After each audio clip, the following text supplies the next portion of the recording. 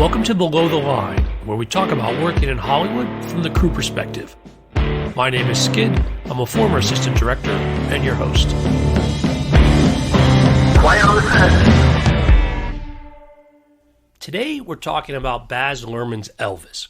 My guest is Wayne Pashley, the owner and co-founder of Big Bang Sound Design, and who, on Elvis, is credited as re-recording mixer, sound designer, and supervising sound editor. Wayne, welcome to Below the Line. Thank you so much, Skid. It's great to be here. Good on you. Thank you. I've been looking forward to this conversation. A warning for listeners first, today's conversation may contain spoilers for the film. Now, Wayne, I know you have had a long and rich history working with Baz Luhrmann. Tell me a little about that. Wow. Yeah, we go actually back to Baz's first film, which was Strictly Ballroom. And which was actually fantastic because right now I noticed at the Academy Theatre Museum, they're running Strictly Ballroom, either this week or next week, where they've restored it with a 4K version. So that's great. So, my history goes back to there, and it was his first film. I remember getting quite nervous at meeting Baz because I'd just seen the movie. It was on, I think, 5 VHS tapes where the editor had sent me the movie, and I could not wait to change the tapes over. It was so engrossing and such an incredible thing. I'd never seen anything quite like it. So I kind of went into the meeting with Baz to see, if he liked me and all that stuff. And anyway, we got along like a house on fire. His energy was unbelievable, and his passion and all that, and so theatrical. And so it was kind of right up my alley. And so we started launching into the film. And one of my first sort of major sort of experiences with him was I was actually recording Loop Group, which is the crowd stuff in a controlled environment. We're in a big recording stage, and Baz turned up, and not only did he start directing the crowds, but he actually threw himself into the crowds and lent his voice to it. It was extraordinary because you've got to remember too that Baz was an actor first, so he's very, very good with actors, and his ability to get what he needs from cast members is, I reckon, was certainly one of the best I've ever worked with, And so that was a lot of fun. And, nobody knew where a film about ballroom dancing was going to land, who's it for and all that stuff. And anyway, the rest is history. And so, it goes back 30 years. Subsequently, here we are on Elvis. Well, certainly when people think about his collection of work, the role of music and sound and how that ties in with visual language is a huge part of it. But I'd like to hear from you and your perspective, what's unique about working on Baz's projects. Baz is a master storyteller. There's a lot of people that would say, oh, Baz Luhrmann is too much for me, blah, blah, blah. He cuts too rapidly and, one thing and another. But, honestly, he's such a risk taker. And honestly, I would say that his passion and his innovation and vision is just extraordinary. And he comes in with such love for the project. I tell you what, you've got to do your research because he takes on like enormous subject matters, and he loves a good, romance and a tragedy, very much into that. So, but it's research. So every part of the project, whether you're in, production design or costumes or, props or sound or music, you've got to make sure that you're doing it with authenticity. But also, everything has to be in harmony. That's the thing. He will expect you to be looking for the unexpected sounds as well, and to use those as transitions or creating the world where the characters reside. So, honestly, it's all about joining hip with the editorial department in post-production, certainly, and the music department, that he expects you to be as one. I'll never forget when he had a vision for, during Gatsby to have like post-production in the round. So he wanted to have if it was possible to have like a theater in the round where you had like these pieces of the pie around the stadium where you had visual effects, editing, sound, music, where he could just swing in a chair.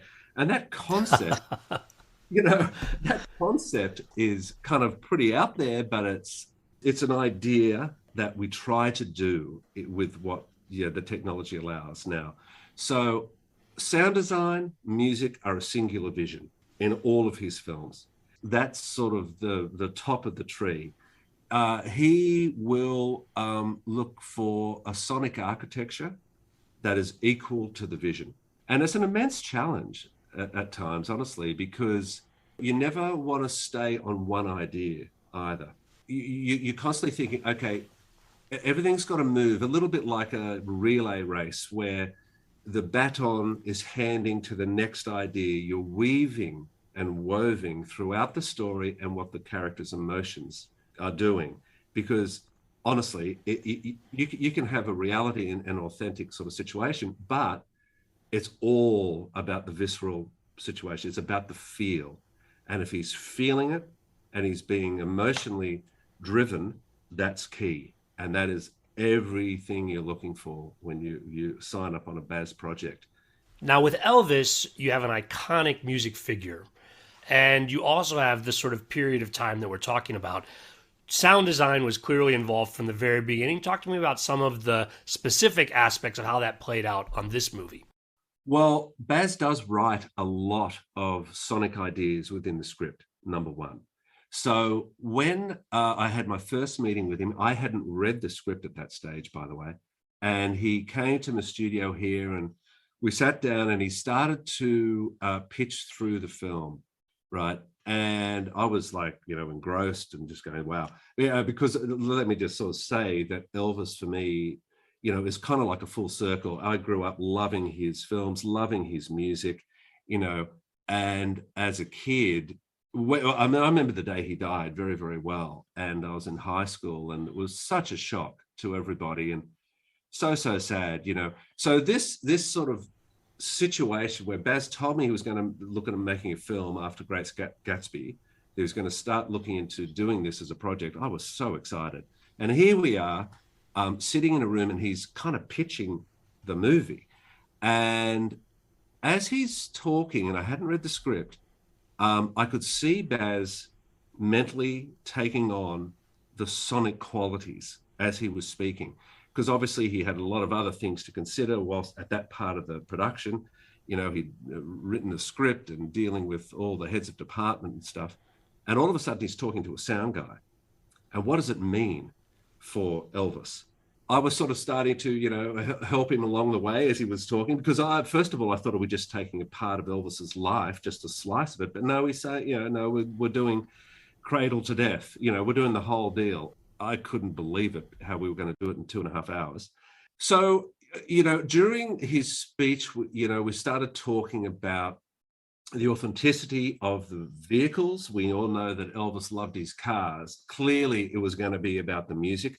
What does that mean in terms of are we doing playback using Elvis Presley, or are we doing live? I'd had no idea who Austin Butler was at that time. Colonel Tom Parker was now cast with Tom Hanks. Who was Colonel Tom Parker? I knew of him, but had no idea that within the script he's going to be the unreliable narrator, as it were. And we talked about the crowds, because the crowds were paramount to the story and how that was going to affect Elvis Presley as a character. And ultimately, the question remains, was it his love for us and our love for him that ultimately killed him? That was the first step. The music, the cars, I've got to talk to the composer, which I did the following week. Elliot Wheeler, and we sat down, had lunch and talked about what he was planning. So this was the very early days. And of course, then, with all the sort of excitement towards that, then of course the pandemic hit in a big way with Tom Hanks getting sick. And at that point, we thought the film may never happen. It was shooting up in the Gold Coast in Queensland, north of Sydney. There's a border there between Queensland and New South Wales. And all of a sudden, I couldn't get up to Queensland for a period. Tom Hanks went home with Rita, and no one knew what was going to happen. And so it was literally, I think, 3 or 4 days out from shooting when this happened. And then Warner Brothers basically put a lock on all the sound stages because all the sets were built. And and honestly, if it wasn't for Austin Butler, who basically said to the studio, I'm not moving, I'm staying, I've done all this work, sort of getting into Elvis Presley spiritually and the accent and movement and everything else, that he didn't want to just throw that away. They wanted him to go back to California, but he actually stayed. And I think the fact that this film was made is a lot due to the fact that, he dug his heels in. So that was great. And of course, then we didn't know what was going to happen with Tom, because once he got well, what's his schedule going to be like, etc. So then we got into it. Tom came back, the locks came off the sound stages, and we were on. And this was the big deal. So now it was real. Now we had to start really digging into the life of Elvis Presley. I've got a wonderful crew here that I've worked with, some of them for, in fact, 30 years, more, some of them. I mean, and all of us dug deep, books about Elvis's life, biographies and things, and immersed ourselves with all the posters around our walls, and covered ourselves and got into total immersion over the period of the production.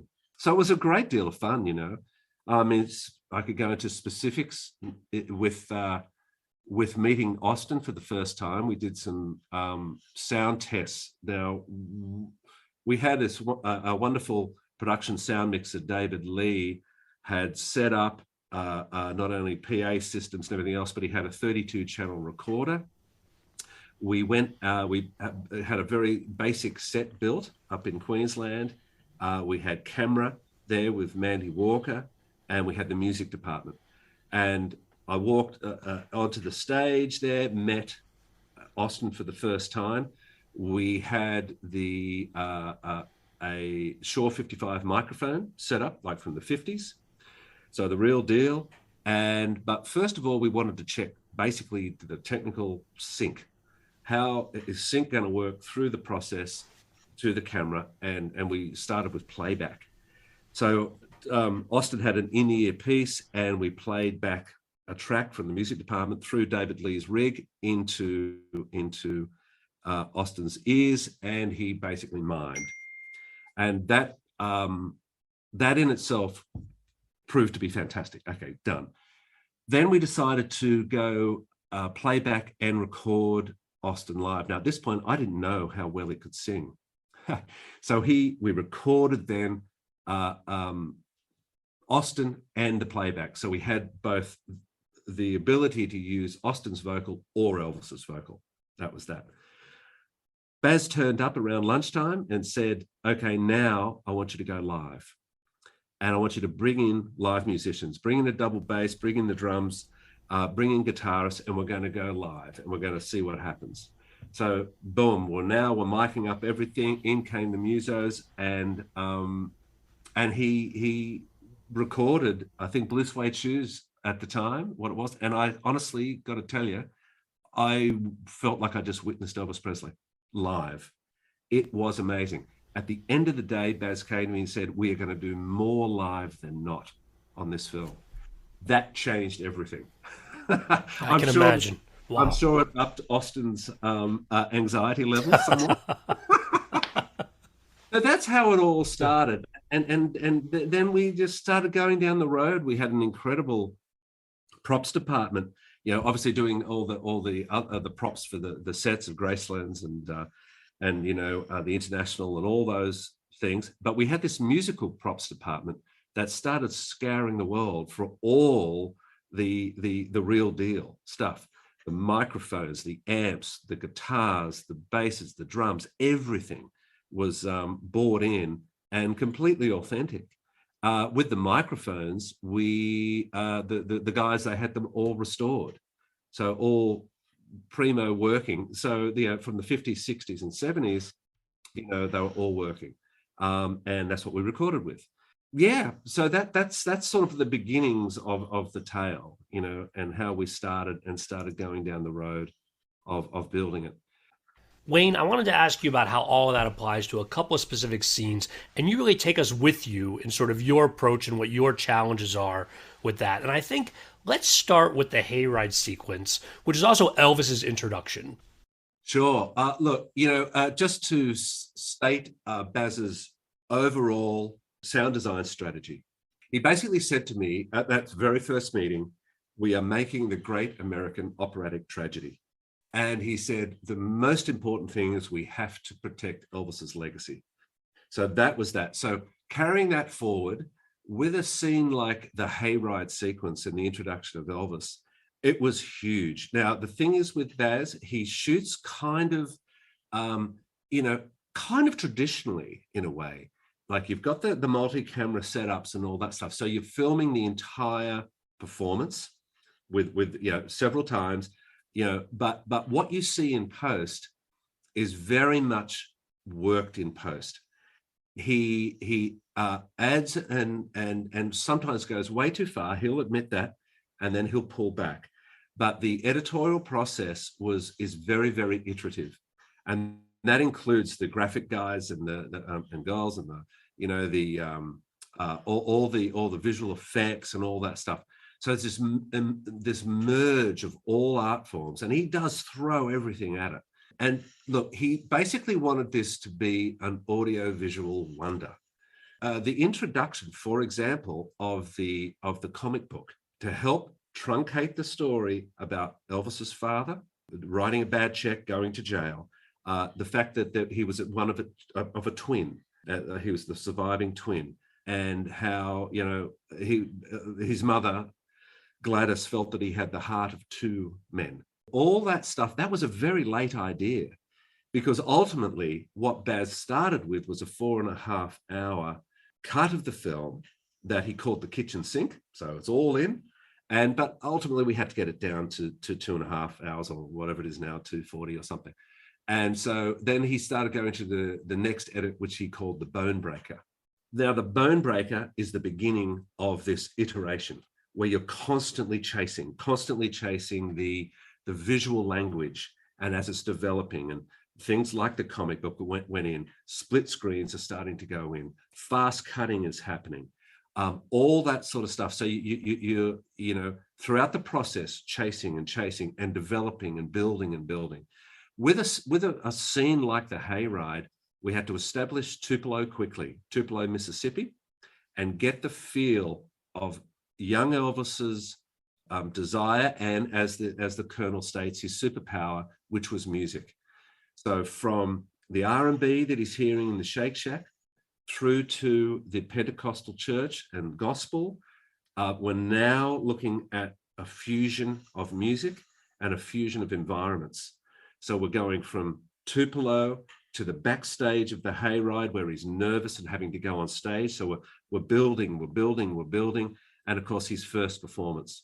One of the big things that was going to be revealed here is the love of the audience, and primarily the women and the sex, because that was the beginning of something very, very special in the world, not only of music, but in the cultural revolution.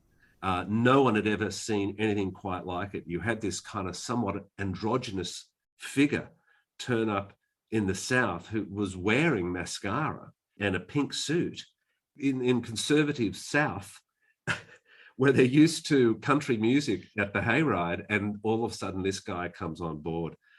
Sonically, the screaming was really, really important, and the build of the energy and the hunger of these women and the men, for this guy. What happened there was 500 extras, and out of those 500s, Baz plucked out some of the best screamers. Now they went to class, and they were called the Scream Queens, and they learned how to scream, like for several days. Learned how to scream, keep up the energy, and not blow their voices. And that's actually a challenge in itself, I've got to tell you. And with screams, we kind of dug around in our libraries, after we've got lots of libraries that we've built and recorded over the years. A sexual scream for Elvis Presley is not a scream that you would just get out of a library, because they tend to be just like horrific or horror sort of based.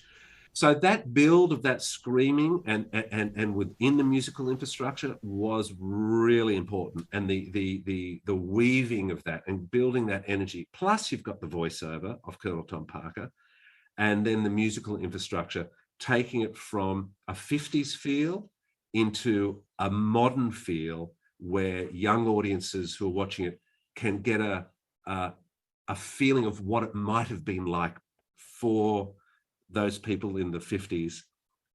That gives a derivative for now that allows a younger audience to sort of take it on and see how extraordinary Elvis Presley really was. So that was a gigantic one of the biggest. And of course, we had to record all the gospel church parishioners as well.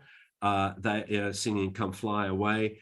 The "Come Fly Away" theme was pretty big in the whole film, actually, because it was kind of thematically what it was about, like Elvis flying away, to become a superstar, and then wanting to fly away and have peace in his life. It was a bit of an overall theme.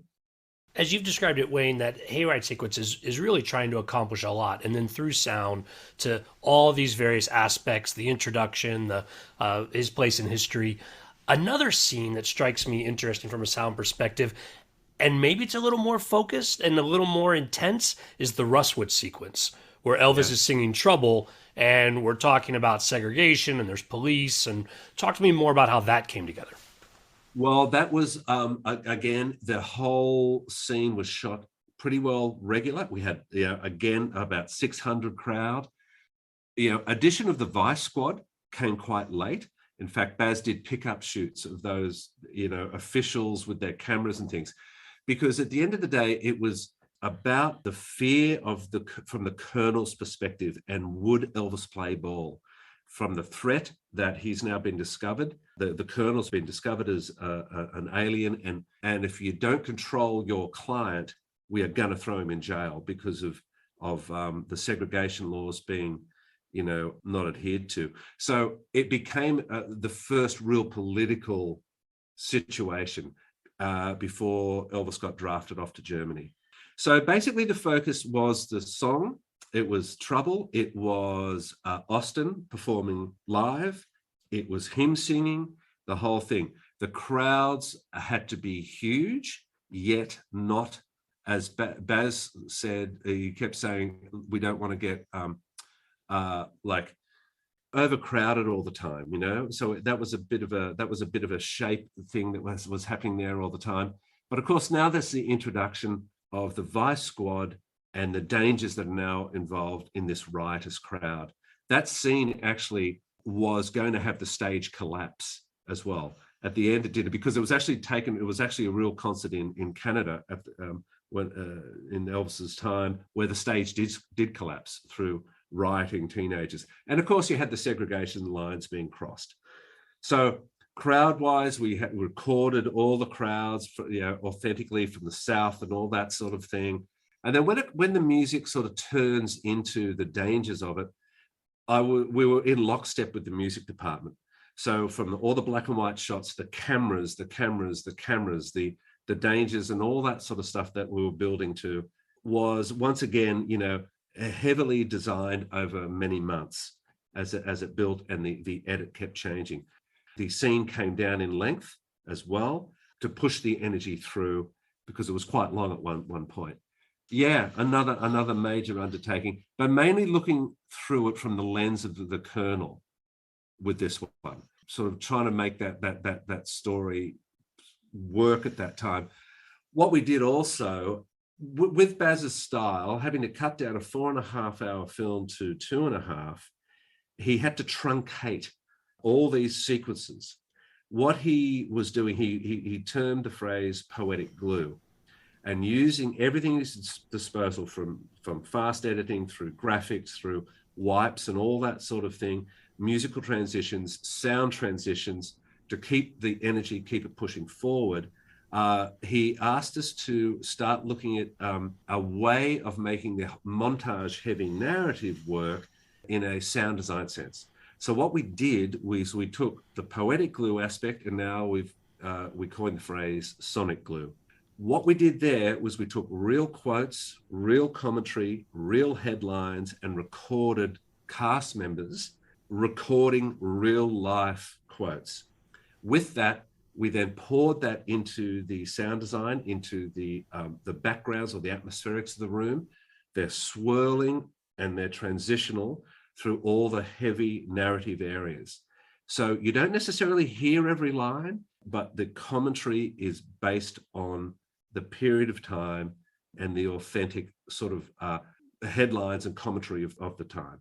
So with that, it really helped, I think, because it helped push through all the transitions as they were going forward and basically setting a political tone, for each of the narrative beats throughout the film. So they're kind of everywhere from the very beginning, as we start in the 90s with the Colonel having had a heart attack and him coming on and revealing himself as he was now on a morphine trip, to try to tell us that he didn't kill Elvis Presley.